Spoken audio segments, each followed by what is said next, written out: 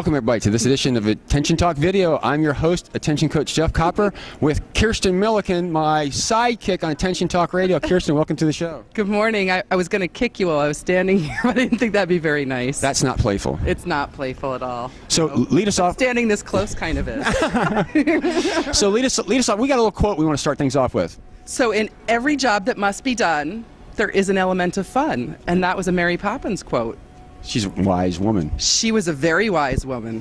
And so the reason we're doing this quote is I don't think people realize the value of play and the role that it plays in child development, executive functioning, and actually in the creative process. I think that they're totally missing that. And I mean, in child development, but then you talk about moving that into developing yourself professionally or developing yourself as a parent.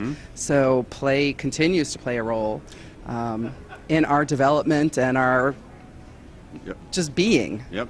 And one of the reasons that this show came about is actually to talk about play, and you have a channel, Play ADHD. We do. So Stacy Turris and I have a show called PlayDHD.com, and we always say it's our internet-based television show, which sounds so special. It does, doesn't it? And then we also have the website PlayDHD.com, where there's lots of content for adults. So I just want to point that out because a lot of people hear play and automatically they think we're a channel for kids. Yes. But we're actually for adults. And one of the things about this is I want to destigmatize a little bit the notion of play, because there are many ADHD executives out there who are bored and struggling with their jobs, or they have different aspects that are difficult. And we know that stimulation and fun is not overrated. Work is overrated, however, and that notion, if you've got some things that you're struggling with, bringing play to that environment can be really helpful.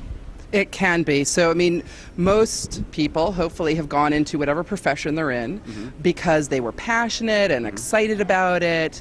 They probably took their current jobs with a lot of excitement and interest in what they were doing, but over time, especially if you have ADHD, you know, you can lose interest and forget what was exciting about it because we get stuck or, you know, we see everybody else moving quickly and we're not, so we feel like we've got to just do more and, you know, work harder. And so we lose that play and passion, which in fact makes it take more time. Exactly. Harder to come up with ideas. Exactly. So let's just talk about what that might look like. So imagine that you're an individual that needs to make some sales calls. Cold calls. It's not all your business, but it's part of the business. And it's the part of the business that really drives your business, but that's the thing that you procrastinate on the most. And so bringing an element of play to this, like I'm going to see if I can make a person laugh in a call.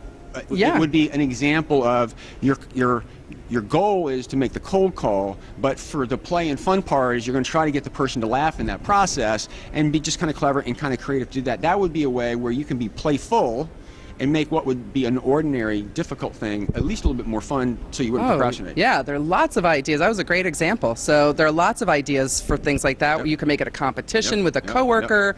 One of my favorite is, you know, guys who will have competitions to see if they can get one of their coworkers or somebody on a sales call to say a certain word, which becomes a challenge. So, yeah, there's all kinds of ways to play. I know in a prior life I was with an insurance business, and we used to do these conferences all the time. And I remember I would sometimes ask questions and argue and stuff like that, and I realized we had the same conference every year, we were covering the same material, nothing was getting done, and I realized that my questions were just aggravating the situation. So I used to play this game that I was only allowed to make one comment or ask one question, and I would go to a buddy of mine and say, if I violate this, I got to give you like $100. And he said, this is really cool, but I want to do this thing too. And it was kind of fun because all day you were looking for that one thing where you could get that one dig, that one question out. And I got to tell you, it actually made what would normally just aggravate me into kind of a heck of a lot of fun. And again, I'm just bringing play into the work environment as a means to liven up and get it exciting. Yeah, and doing it with somebody else, again, takes it to a whole other level. So if you can kind of get a playmate, if you will, involved with you, it makes it even better. Absolutely. But yeah, I mean, there's no reason why, even if you don't work for Google or IDEO, that you can't be having fun when you're working.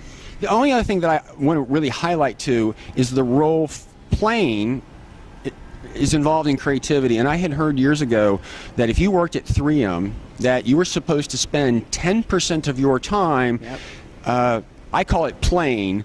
I forget the term that they did, but basically you were supposed to kind of screw around stuff. And from what I understand, the Post-it as we know today is a direct result of somebody who had some adhesive that they had done and it wasn't working, but it didn't tear some stuff off, and they played around and the Post-it was born. And you look at that industry all as a result of play. Exactly. So there are a lot of companies that will give kind of, it's like free play.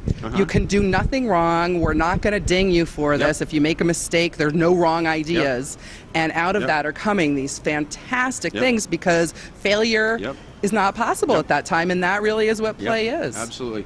And if you're, I will admit this, some people, we go out there, we work, we kind of get stuck in a rut and we get blind to some things, and you need somebody maybe creative and fun to figure that out. And I mean, look at this. You've got creative and fun, so if you've got writer's block in terms of play, contact Kirsten at Play ADHD. I'm sure she can help you out. I would be happy to help anybody out by playing. Kirsten, thanks for coming on Attention Talk Video. I appreciate it. Thank you. Take Jeff. care. Bye.